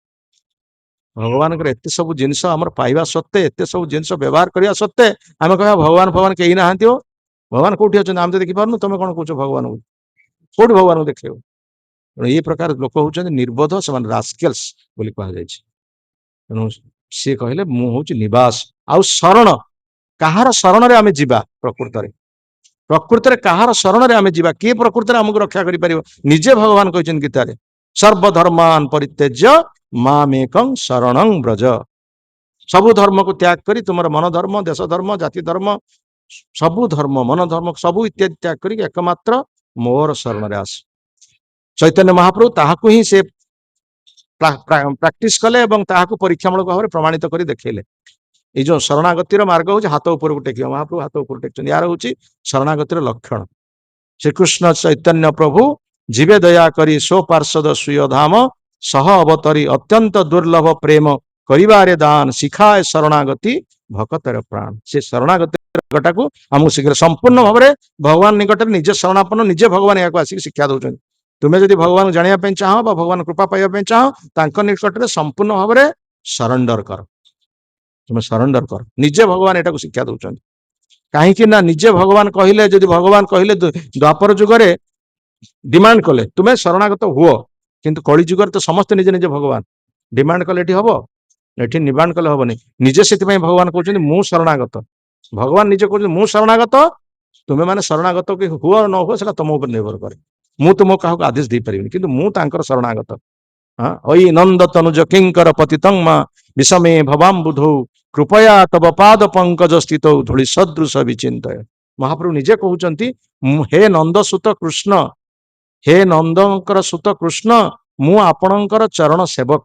ନିଜେ ଭଗବାନ ନିଜେ କହୁଛନ୍ତି, ନିଜେ କୃଷ୍ଣ, ନିଜେ ନନ୍ଦ ସୁତ, ସିଏ କହୁଛନ୍ତି ମୁଁ ଆପଣଙ୍କର ଚରଣ କିଙ୍କର, ଆପଣଙ୍କର ପାଦ ପଦ୍ମର ଧୂଳି ମୋ ମସ୍ତକରେ ଟିକେ ବୋଳି ଦେବାକୁ ଚାହୁଁଛି। ମୁଁ ଆପଣଙ୍କୁ ଭୁଲି ଯାଇଥିବା ହେତୁ ଏ ଜଗତରେ ମୁଁ ଦୁଃଖ ପାଉଛି। ମୁଁ ଆପଣଙ୍କ କୃପା କରିକି ଆପଣଙ୍କ ପାଦ ପଦ୍ମର ଧୂଳି ଟିକେ ମାଗୁଛି, ଆପଣ ପାଦ ପଦ୍ମର ଧୂଳି ମତେ ଟିକେ ଦିଅନ୍ତୁ, ମୋ ମସ୍ତକରେ ବୋଳିବେ। ନିଜେ ଭଗବାନ ଏହାକୁ ଆମ ପାଇଁ ଶିକ୍ଷା ଦଉଛନ୍ତି, କାରଣ ସମସ୍ତେ ତ ଆମେ ବର୍ତ୍ତମାନ ଭଗବାନ। ନିଜେ ସେଥିପାଇଁ ବର୍ତ୍ତମାନ ଭଗବାନ ଭକ୍ତ ଅବତାରରେ ଆସିକି ଆମକୁ ଶିକ୍ଷା ଦଉଛନ୍ତି, ଏହା କରିବାକୁ ପଡିବ। ଡିମାଣ୍ଡ କରୁନାହାନ୍ତି ସେ। ଦ୍ୱାପର ଯୁଗରେ ସେ ଡିମାଣ୍ଡ କରୁଥିଲେ, କାରଣ ସେତେବେଳେ ଥିଲେ ଭକ୍ତମାନଙ୍କ ସଂଖ୍ୟା ଅଧିକ, ଅଭକ୍ତଙ୍କର ସଂଖ୍ୟା କମ। ଏଠି ଅଭକ୍ତଙ୍କ ସଂଖ୍ୟା ଅଧିକ। ଅଧିକ ମାନେ କଣ? ସମସ୍ତ ତ ଭକ୍ତ। ଆଉ ତୁମେ ଯେତେ ଭଗବାନ କହିଲେ ଭଗବାନ ଲୋକ ହସା କରି ଭାବେ ବର୍ତ୍ତମାନ କି ଭଗବାନ? ଏଇ ଜିନିଷ ଚୈତନ୍ୟ କହୁଛନ୍ତି ନପୁଂସକ ବୋଲି। ଚୈତନ୍ୟକୁ ବର୍ତ୍ତମାନ ଚୈତନ୍ୟ ମହାପ୍ରଭୁଙ୍କୁ ଲୋକମାନେ, ଓଡିଶାର ଲୋକମାନେ କହୁଛନ୍ତି ତାଙ୍କୁ ନପୁଂସକ। ଓଡିଶାର ଲୋକମାନଙ୍କୁ ସେ ମାଇଚିଆ କରିଦେଲେ। ଓଡିଶାର ଲୋକମାନେ ସବୁ ମାଇଚିଆ ହେଲେ, ଖଣ୍ଡା ତୋରାଲ ଛାଡିକି ଖୋଳ କରତାଳ ବଜେଇଲେ। ଏ ପ୍ରକାର ଭାବରେ ଚୈତନ୍ୟ ମହାପ୍ରଭୁ ଚିତ୍ର କରୁଛନ୍ତି ଯେ ନିଜେ ସ୍ୱୟଂ ଚୈତନ୍ୟ ମହାପ୍ରଭୁ ଭଗବାନ ବିଭିନ୍ନ ଶାସ୍ତ୍ରରେ ପ୍ରମାଣ ଦିଆଗଲା, କିନ୍ତୁ ଓଡିଶାର ଲୋକମାନେ ତାଙ୍କୁ କହିବେ ସେ ହଉଛନ୍ତି ନପୁଂସକ। କି ପ୍ରକାର କଥା ଦେଖନ୍ତୁ, କେତେ ବଡ ଅପରାଧ ଆମମାନଙ୍କୁ। ତେଣୁ ସେଥିପାଇଁ ନିଜେ ଭଗବାନ ଆସି ଶିକ୍ଷା ଦଉଛନ୍ତି ଶରଣ। ଆଉ ସେ ହଉଛନ୍ତି ସୁହୃତ, ସେ ହଉଛନ୍ତି ସମସ୍ତଙ୍କର ଶୁଭାକାଂକ୍ଷୀ। ଭଗବାନ ହଉଛନ୍ତି ଶୁଭାକାଂକ୍ଷୀ, ଆଉ କିଏ ଆମର ଶୁଭାକାଂକ୍ଷୀ? ଶୁଭାକାଂକ୍ଷୀ ମାନେ କଣ? ଆମର ଶୁଭ ଯିଏ ଚାହାନ୍ତି, ଯେ ଏଭର ୱେଲ ୱିଶର। ଆମର ପ୍ରକୃତ ପକ୍ଷେ ଆମର ଶୁଭ ଚିନ୍ତକ ସିଏ। ଆମେ ପଚାରିବେ କିଭଳି ଭାବରେ ସେ ଶୁଭ ଚିନ୍ତକ? ଆମର ଭଗବାନ ଯେ ଶୁଭ ଚିନ୍ତକ ବୋଲି କିଭଳି ଭାବରେ ଆପଣ ପ୍ରମାଣ କରିବେ? ଆମେ ପ୍ରମାଣ କରିବା ଯେ ଭଗବାନ ପ୍ରତ୍ୟେକ ଯୁଗରେ ଏ ଜଗତକୁ ଆସୁଛନ୍ତି। ଯଦିଓ ଏ ଜଗତ ତାଙ୍କର ଆସିବାର କଥା ନୁହେଁ, ଭଗବାନ ତାଙ୍କର ଗୋଲକ ବୃନ୍ଦାବନରେ ତାଙ୍କର ସେ କହୁଛନ୍ତି ଯେ ବୃନ୍ଦାବନ ପରିତ୍ୟଜ୍ୟ ପାଦମେକଂ ନ ଗଚ୍ଛାମି। ବୃନ୍ଦାବନକୁ ପରିତ୍ୟାଗ କରି ମୁଁ ଗୋଟେ ପାଦ ମଧ୍ୟ ଯିବାକୁ ଚାହେଁ ନା, କିନ୍ତୁ ଆସୁଛନ୍ତି କାହିଁକି? ସେ ନା ମୁଁ ଯଦି ନ ଆସିବି ତାହେଲେ ମୋତେ କେହି ଅନୁସରଣ କରିବେ ନାହିଁ। ନ ମେ ପାର୍ଥସ୍ତୁ କର୍ତ୍ତବ୍ୟ ତ୍ରିଷୁ ଲୋକେଷୁ କିଞ୍ଚନ ନାନା ବାପ୍ତମ ଅବାପ୍ତବ୍ୟ ବର୍ତ୍ତ ଏବ ଚ କର୍ମଣି। ହେ ଅର୍ଜୁନ, ମୋ ଜଗତରେ ମୋର କିଛି କରିବାର ନାହିଁ। ସ୍ୱର୍ଗ ମର୍ତ୍ତ୍ୟ ପାତାଳରେ ମୋର କିଛି କରିବାର ନାହିଁ, ତଥାପି ମତେ ଯିବାକୁ ପଡୁଛି। କଣ ପାଇଁ ଯିବାକୁ ପଡୁଛି? ମୁଁ ଯଦି ନ ଯିବି, ମୁଁ ଯଦି ଶିକ୍ଷା ନ ଦେବି, ତାହେଲେ ଲୋକମାନେ ତାହାକୁ ଗ୍ରହଣ କରିବେ ନାହିଁ। ଯତ୍ ଯତ୍ ଆଚରତି ଶ୍ରେଷ୍ଠ ତତ୍ ତତ୍ ଇତର ଜନ ସଯତ୍ ପ୍ରମାଣ କୁରୁତେ ଲୋକସ୍ତଦ୍ ଅନୁବର୍ତ୍ତତେ। ନେତୃସ୍ଥାନୀୟ ବ୍ୟକ୍ତି ଯଦି ନିଜ ଜୀବନରେ ଆଚରଣ କରି ଶିକ୍ଷା ନ ଦେବେ, ତାହେଲେ ଲୋକମାନେ ତାହାକୁ ଗ୍ରହଣ କରିବେ ନାହିଁ। ତେଣୁ ନିଜେ ଚୈତନ୍ୟ ମହାପ୍ରଭୁ, ନିଜେ ଭଗବାନ, ସେ ଆସୁଛନ୍ତି, ପ୍ରତ୍ୟେକ ଯୁଗରେ ଅବତାର ଗ୍ରହଣ କରୁଛନ୍ତି ଏବଂ କଳି ଯୁଗର ଆରମ୍ଭରେ ମଧ୍ୟ ସେ ଆସିଛନ୍ତି। ତେଣୁ ସିଏ ହଉଛନ୍ତି ଶୁଭାକାଂକ୍ଷୀ। ଆଉ ଗୋଟିଏ ଉଦାହରଣ ଯେ ସିଏ ସୁହୃଦତ୍ତ ପ୍ରତ୍ୟେକ ଯୁଗରେ ଆସୁଛନ୍ତି, ତାଙ୍କର ଅବର୍ତ୍ତମାନରେ ମଧ୍ୟ ଭକ୍ତମାନେ ଆସୁଛନ୍ତି, ସାଧୁମାନେ ଆସୁଛନ୍ତି, ଗୁରୁମାନେ ଆସୁଛନ୍ତି, ସେମାନେ ମଧ୍ୟ ଭଗବାନଙ୍କର କଥା କହୁଛନ୍ତି। ଇଏ ହଉଛି ଭଗବାନଙ୍କର କରୁଣା, ଇଏ ହଉଛି ଶୁଭାକାଂକ୍ଷର ଆମ ମାନଙ୍କ ପାଇଁ କୃପା। ସେମାନେ ଆମକୁ ଶିକ୍ଷା ଦଉଛନ୍ତି, ସାଧୁଗୁରୁ ମାନେ ଆସି ଭଗବାନଙ୍କର କଥା ଶିକ୍ଷା ଦଉଛନ୍ତି। ଇଏ ଗୋଟେ ହଉଛି ଭଗବାନଙ୍କର କୃପା। ତୃତୀୟ ଜିନିଷ ହଉଛି ଶାସ୍ତ୍ର। ଶାସ୍ତ୍ର ରୂପରେ ଭଗବାନ ଆମ ପାଇଁ କଥା କହୁଛନ୍ତି। ଶାସ୍ତ୍ର ରୂପରେ ସାଧୁ ଶାସ୍ତ୍ର ଗୁରୁ ରୂପେ ଆପନାକେ ଜାନନ କୃଷ୍ଣ ମୋର ପ୍ରଭୁ ତ୍ରାତା ଜୀବେର ହଏ ଜ୍ଞାନ। ସାଧୁ ରୂପରେ ସେ କଥା କହୁଛନ୍ତି, ଗୁରୁ ରୂପରେ ସେ ଆସୁଛନ୍ତି, ପ୍ରଭୁ ରୂପରେ ଆସୁଛନ୍ତି, ଶାସ୍ତ୍ର ରୂପରେ ଆସୁଛନ୍ତି। ଶାସ୍ତ୍ର ରୂପରେ ବାଣୀ ରୂପରେ ସେ ଆମମାନଙ୍କୁ ଶିକ୍ଷା ଦଉଛନ୍ତି। ଗୀତା 5000 ବର୍ଷ ପୂର୍ବରୁ ଲେଖା ହେଇଥିଲା, ବର୍ତ୍ତମାନ ଆମେ ତାହାକୁ ପାଠ କରୁଛେ। କୃଷ୍ଣଙ୍କର ମୁଖ ନିଃସୃତ ବାଣୀ। ତେଣୁ ଭଗବାନଙ୍କର ଏଟା କୃପା ନୁହେଁ? ସେ ଶୁଭଚିନ୍ତକ ନୁହନ୍ତି ଆମର? ବର୍ତ୍ତମାନ ସେ କହୁଛନ୍ତି ମୁଁ ପୁରୁଷୋତ୍ତମ। ସେ ହଉଛନ୍ତି ପୁରୁଷୋତ୍ତମ, ଆଉ କେହି ପୁରୁଷୋତ୍ତମ ବୋଲି ଦାବି କରିପାରିବେ ନାହିଁ। ତ ନିଜେ ସେ କହୁଛନ୍ତି ମୁଁ ପୁରୁଷୋତ୍ତମ, ଆଉ ନିଜର ସେଇ ଦାବିକୁ ସେ ରଖିଛନ୍ତି। ସେ କାହିଁକି ସେ ପୁରୁଷୋତ୍ତମ ବୋଲି କହୁଛନ୍ତି, ତାର ପ୍ରମାଣ ମଧ୍ୟ ସେ ଦଉଛନ୍ତି। ବିଭିନ୍ନ କଥା କୁହାଯାଇଛି, ବିଭିନ୍ନ ଭାବରେ କୁହାଯାଇଛି। ଆଉ ଅର୍ଜୁନ ମଧ୍ୟ ସ୍ୱୀକାର କରିଛନ୍ତି, ଅନ୍ୟ ଦେବତା ମାନେ ସ୍ୱୀକାର କରିଛନ୍ତି, ଋଷିମୁନି ମାନେ ମଧ୍ୟ ସ୍ୱୀକାର କରିଛନ୍ତି। ପରମ ବ୍ରହ୍ମ ପରମ ଧାମ ପବିତ୍ରଂ ପରମଂ ଭଗବାନ ପୁରୁଷଂ ଶାଶ୍ୱତ ଦେବମ୍ ଆଦିଦେବମ୍ ଅଜମ ବିଭୁ ଆହୁସ୍ତ୍ୱା ଋଷୟ ସର୍ବେ ଦେବର୍ଷି ନାରଦ ତଥା ଅସିତ ଦେବଳ ବ୍ୟାସ ସ୍ୱୟଂ ଚ ଅର୍ବ ମେ। ଆପଣଙ୍କୁ ମୁଁ ପରମ ବ୍ରହ୍ମ ବୋଲି କହୁଛି, ଆପଣଙ୍କୁ ମୁଁ ପରମ ଧାମ ବୋଲି କହୁଛି। ଆପଣ ହଉଛନ୍ତି ପବିତ୍ର ବା ବିଶୁଦ୍ଧ, ଆପଣ ସବୁ କିଛି, ଆପଣ ହଉଛନ୍ତି ସ୍ୱୟଂ ଭଗବାନ। ଏ କଥାକୁ ମୁଁ ଆପଣଙ୍କୁ ଖୋସାମତ କରି କହୁନି, ଅର୍ଜୁନ କହୁଛନ୍ତି। ଅର୍ଜୁନ କହୁଛନ୍ତି ଆପଣ ଯେ ମୋ ରଥରେ ସାରଥୀ ହେଇଛନ୍ତି ବୋଲି ମୁଁ ଆପଣଙ୍କୁ ଖୋସାମତ କରି କହିବି ନା, ମୁଁ ଆପଣଙ୍କୁ ଖୋସାମତ କରି କହୁନି। ମୁଁ ଜାଣିଛି ଆପଣ କାହିଁକି ଭଗବାନ। କାହିଁକି ନା ଆପଣ ମୋ ପୂର୍ବରୁ ମଧ୍ୟ ଏମାନେ ମଧ୍ୟ କହିଛନ୍ତି ଆପଣଙ୍କୁ ଭଗବାନ ବୋଲି। କିଏ? ଅସିତ, ଦେବଳ, ବ୍ୟାସ, ନିଜେ ସେ ଭୟଙ୍କର ଭଗବାନଙ୍କର ସତ୍ୟାବ୍ୟାସ ଅବତାର, ଯେ ଶାସ୍ତ୍ର ସବୁ ରଚନା କରୁଛନ୍ତି, ଶ୍ରୀମଦ୍ ଭାଗବତମ, ଶ୍ରୀମଦ୍ ଭଗବତ ଗୀତା ଇତ୍ୟାଦି, ଏଇ ଭଗବାନଙ୍କ ମୁଖ ନିଃସୃତ ବାଣୀକୁ ସେ ସବୁ ଲିପିବଦ୍ଧ କରିଛନ୍ତି। ତେଣୁ ସେ ବ୍ୟାସଦେବ ଇତ୍ୟାଦି ସମସ୍ତେ ସେମାନେ ସ୍ୱୀକାର କରିଛନ୍ତି ଯେ ଆପଣ ହଉଛନ୍ତି ଭଗବାନ। ମୁଁ କେବଳ ତାକୁ ମାତ୍ର ଦୋହରେଇଛି। ତେଣୁ ସେ ହଉଛନ୍ତି ପ୍ରକୃତ ପକ୍ଷେ ଭଗବାନ। ଏସବୁ ବିଭିନ୍ନ ଭାବରେ ପ୍ରମାଣିତ ହେଇକି ଆସୁଛି। ଏଟା କେବଳ ଆମେ ଖାଲି ଥିଓରିଟିକାଲି କଥା କହୁନି, ଦିସ୍ ଇଜ ପ୍ରାକ୍ଟିକାଲ। ଆଉ ସିଏ ହଉଛନ୍ତି ଶୁଭେଚ୍ଛୁ। ଆଉ ପୁଣି ଶୁଭେଚ୍ଛୁର ଆଉ ଏକ ଉଦାହରଣ କଣ ନା, ପରମାତ୍ମା ରୂପରେ ଆମର ସମସ୍ତଙ୍କ ହୃଦୟ ଭିତରେ ସେ ରହିଛନ୍ତି। ସର୍ବସ୍ୟ ଚାହଂ ହୃଦି ସନ୍ନିବିଷ୍ଟୋ ମତ୍ତ ସ୍ମୃତି ଜ୍ଞାନଂ ଅପୋହନଂ ଚ ବେदै ଚ ସର୍ବେ ଅହମ୍ ଏବ ବେଦ୍ୟମ ବେଦାନ୍ତ କୃତ ବେଦବିଚ ଅହମ୍। ମୁଁ ସମସ୍ତଙ୍କର ହୃଦୟ ଭିତରେ ଅଛି। କାହାର ହୃଦୟ ଭିତରେ ସେ ନାହାନ୍ତି ବୋଲି କହିବା? ଯିଏ ମରିଯାଇଛି ତା ଭିତରେ ନାହାନ୍ତି, ସେଠୁ ସେ ଛାଡି ଚାଲି ଯାଇଛନ୍ତି। ଯେ ମୃତ, ଯାହାର ଜୀବନ ନାହିଁ, ତା ଦେହରୁ ଚାଲି ଯାଇଛନ୍ତି। କିନ୍ତୁ ଯେ ଜୀବିତ, ପଶୁ ପକ୍ଷୀ କୀଟ ପତଙ୍ଗ ସମସ୍ତଙ୍କ ଭିତରେ ସେ ରହିଛନ୍ତି। ତାଙ୍କଠାରୁ ସ୍ମୃତି ଆସୁଛି, ତାଙ୍କଠାରୁ ବିସ୍ମୃତି ମଧ୍ୟ ଆସୁଛି। ତେଣୁ ସେ ସମସ୍ତଙ୍କ ଜୀବ ଭିତରେ ଅଛନ୍ତି। ତେଣୁ ଭଗବାନ ସମସ୍ତଙ୍କ ଜୀବ ଭିତରେ ଅଛନ୍ତି। ସେଥିପାଇଁ ସେ କହୁଛନ୍ତି ଯେ ପ୍ରକୃତ ପକ୍ଷେ ମୁଁ ହଉଛି ସମସ୍ତଙ୍କର ନିୟନ୍ତ୍ରଣକାରୀ, ମୁଁ ହଉଛି ମଙ୍ଗଳାକାଂକ୍ଷୀ ବନ୍ଧୁ। ପରମାତ୍ମା ରୂପରେ ସେ ହୃଦୟ ଭିତରେ ଅଛନ୍ତି। ତେଣୁ ଏହି ପ୍ରକାର ଭାବରେ ଭଗବାନ କହୁଛନ୍ତି ମୁଁ ହଉଛି ସୃଷ୍ଟି, ମୁଁ ହଉଛି ପାଳନକାରୀ, ମୁଁ ହଉଛି ସଂହାରକାରୀ। ପ୍ରଭବ ପ୍ରଳୟ ସ୍ଥାନମ ନିଧାନମ, ଆଉ ମୁଁ ସମସ୍ତଙ୍କର ହଉଛି ମୂଳ। ଭଗବାନ କହିଛନ୍ତି ଗୀତାରେ ଯେ ମୁଁ ହଉଛି ବୀଜ ପ୍ରଦାନକାରୀ ପିତା। ସର୍ବଜୋନିଷୁ କୌନ୍ତେୟ ମୂର୍ତ୍ତେୟ ସମ୍ଭବନ୍ତେ ଯା ତାସାଂ ବ୍ରହ୍ମ ମହୋଜ୍ଜନୀ ଅହଂ ବୀଜ ପ୍ରଦ ପିତା। ଭଗବାନ ନିଜେ କହିଲେ ମୁଁ ହଉଛି ସମସ୍ତଙ୍କର ବୀଜ ପ୍ରଦାନକାରୀ ପିତା। ମୁଁ ବ୍ରହ୍ମାଙ୍କର ପିତା। ବ୍ରହ୍ମାଙ୍କ ଠାରୁ ତୁମେ ମାନେ ଆସିଛ, ଆଉ ସେ ବ୍ରହ୍ମାଙ୍କର ପିତା ହଉଛି ମୁଁ, ଶିବଙ୍କର ପିତା ହଉଛି ମୁଁ, ସମସ୍ତଙ୍କର ପିତା ହଉଛି ମୁଁ, ସମସ୍ତ ଦେବତା ମାନଙ୍କର ପିତା, ସମସ୍ତ ଜୀବ ମାନଙ୍କର ପିତା ହଉଛି ମୁଁ। ତେଣୁ ଭଗବାନ ହଉଛନ୍ତି ସବୁ କିଛିର ଉତ୍ସ।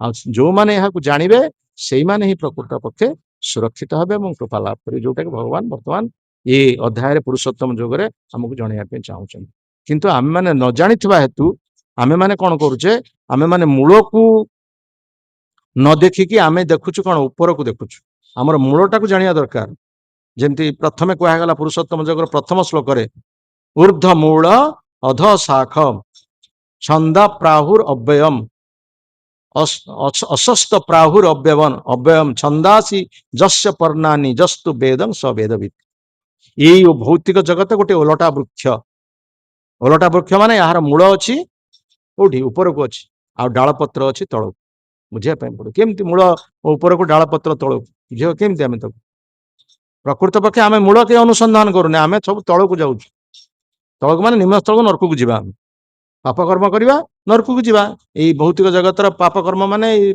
स्त्री पुत्र बंधु बांधव या मजी जीवा एवं मजी कौन हवा राक्षस नरक भली जीव इंद्रिय प्रीति उपभोग करवा शेष नरकगामी हवा तल को जीवा माने नरकगामी ऊपर को गला माने भगवत धाम को जीवा न तद्भाषयत सूर्य न शशांक पावक न जदगत्वा न निवर्तन्ति तद्धाम परम तेणु भगवत धाम को जीवाई हेले आमको मूल को अनुसंधान कर परम पिता किए बीज प्रद पिता किए आम मूल भगवान किए होकर शुभाकांक्षी बंधु ये सब को आम जीवन लक्ष्य ये सब को आमको खोजा पड़ो आ खोजिले ही आम जीवन प्रकृत लक्ष्य साधन हम जय श्रीमद् भगवद गीता की श्रील प्रभुपाद महाराज की श्रील गुरुदेव की समवेत गौर भक्त वृंद की अनंत कोटि वैष्णव वृंद की निताई गौर प्रेमानंदे हरि हरि जय श्रील प्रभुपाद की